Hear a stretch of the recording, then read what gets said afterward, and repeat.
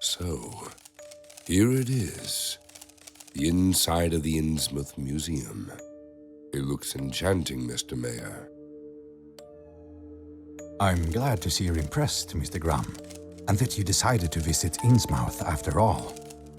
But, as you can see, the museum is currently going through challenging times. Due to a rotting roof in most of the halls, there's a lot of moisture. We had to remove the most valuable exhibits to protect them from mold. It's a bit chilly in here, but don't worry. My foundation has restored buildings in worse condition. Dr. Krauss, how do you find the local exhibits? Aren't they treasures? Oh, are you asking me? I'm thrilled! I can't wait to start my work here. I'll instruct my team to conduct an additional inventory. Mr. Graham, the museum is on the brink of closure. I would even dare to compare this place to an old and ailing horse that's better off being put down to end its suffering. Most private collectors have far superior collections than what you can find here. Are you sure you're ready to take on its restoration and upkeep? It's madness. I know what I'm doing. They've called me worse names, my friend. Give me some time, and your town will be known for more than just the cheapest brothels. Thank you for your time, Mr. Mayor. I won't keep you any longer. Dr. Kruger and I will explore the museum, and if his assessment is positive, my lawyer will deliver all the necessary documents to you tomorrow. Thank you, Mr. Graham. You're the only patron who's shown interest in Innsmouth cultural heritage. I'm just not sure what you are expecting to find in this place, but that's your business now. Brain, you're a terrific actor.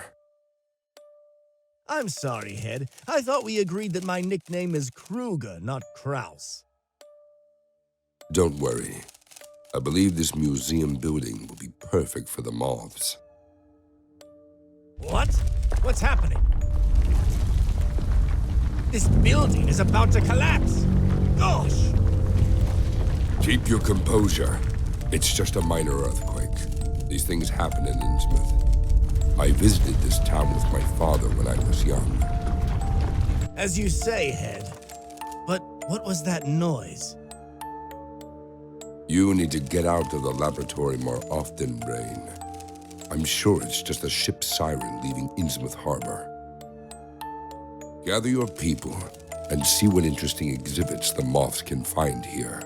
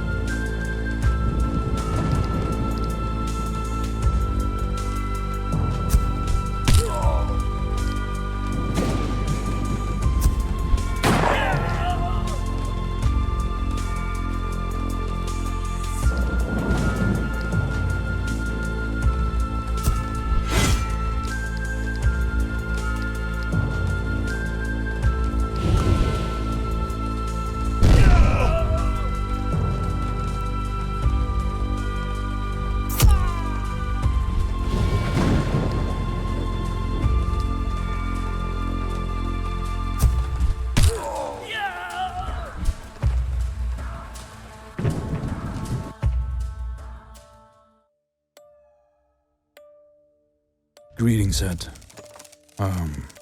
There's something we need to discuss. What happened? You look all dirty. It's better to discuss matters in private.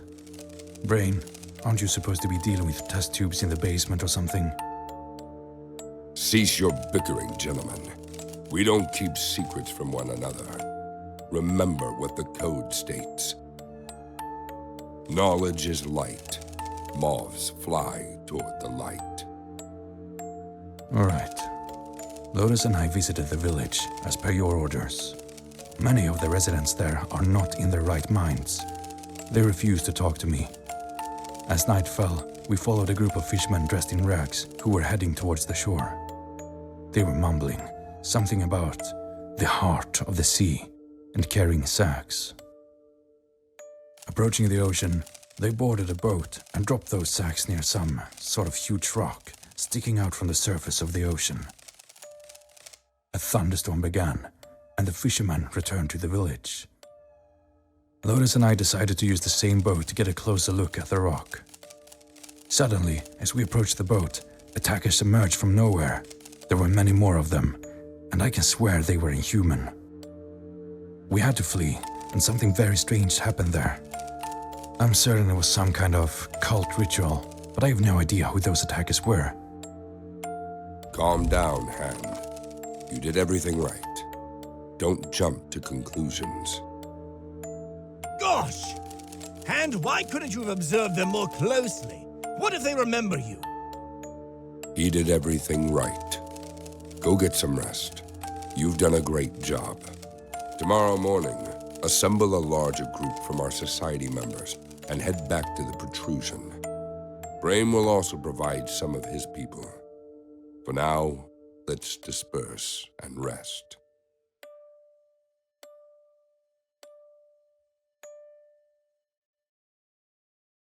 And now this is truly strange. The moon didn't disappear by morning. Why is it turned red-pink? I don't like this, Head. I agree. My wise father has records of this in his journals. Let's wait for Hand and his team.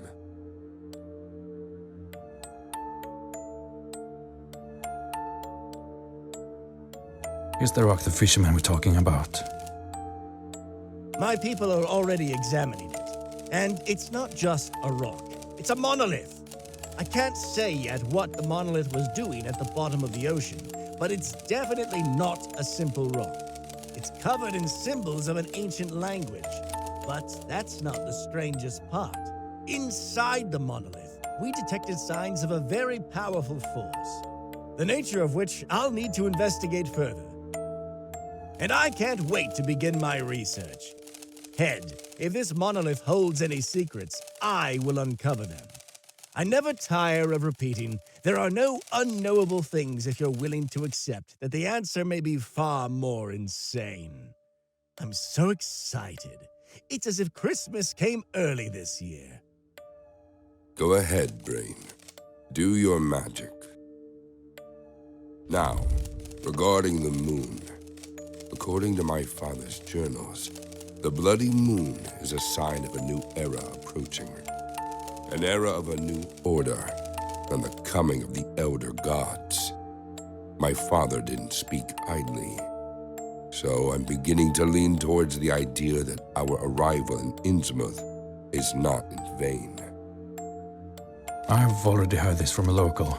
Though they may not be talkative, I can get anyone talking. The local claims to have seen amphibious people with bulging eyes and scales all over their bodies. He says they are messengers of the gods. Please try to avoid using force whenever possible. You know I don't encourage it. So, this is no longer mere gossip or jokes. We stand on the brink of something great and incomprehensible. What's happening now, what everything is leading to, was one of my father's greatest fears. He hoped this day would never come, but I'm ready to face this battle. I won't shame the memory of my grandfather and father.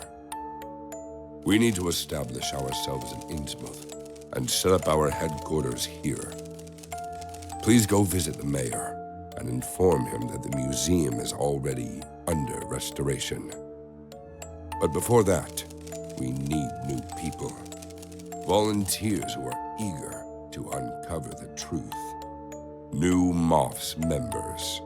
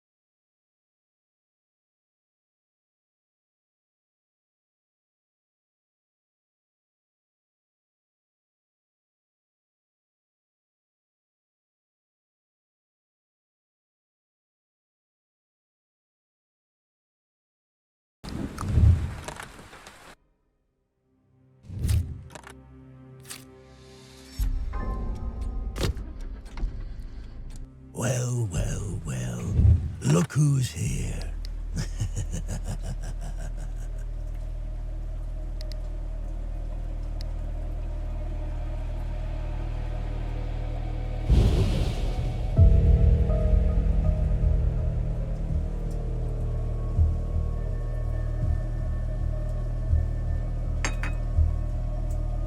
Come again, if you don't die.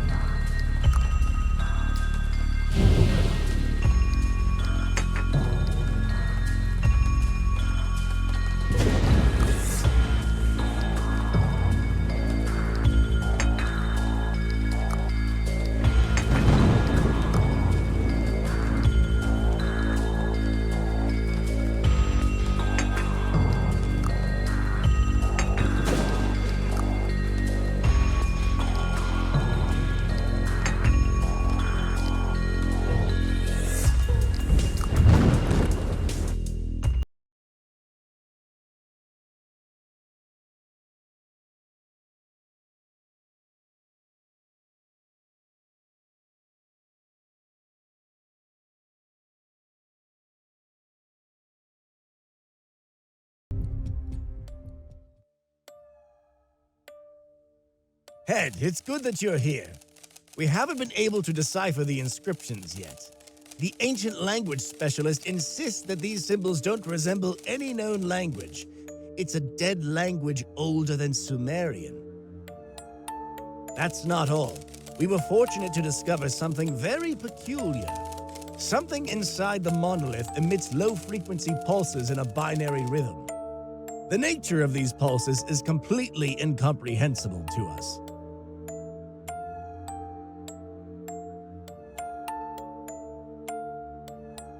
Bad news, sir. The new recruit didn't return on time. I sent a search party to assist him. Unfortunately, when the search party found him, it was too late. He was already lifeless. We brought his body here to honor his contribution to our cause and bid him farewell with honors. Poor soul. After death, his face froze in an inhumane grimace from the horrors he witnessed on his journey. Good folks, please prepare a pyre for the cremation of the unfortunate. What's happening? Take cover!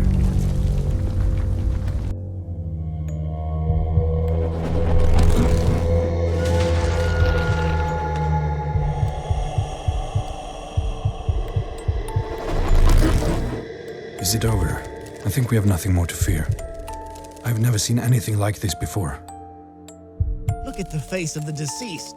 It's no longer distorted by an inhuman grimace. Perhaps, crazy as it may sound, the monolith absorbed all the horror he experienced. Brain, your hypothesis is not crazy at all. My father wrote about it in his journals. This artifact consumes the fear and dreadful pain experienced by humans. In return, it provides immense power that can be harnessed. Didn't you just witness that? Head, we need to study it in more detail before using it. We don't fully understand what we're dealing with. Brain, look outside at the blood moon. Isn't that a sign? What if the monolith is our only salvation from the cosmic threat looming over this doomed town? What if we have to fight the elders, fight the very gods? Gods whose mere thought drives the most experienced members of our secret society insane. You can count on me. I'm with you to the end.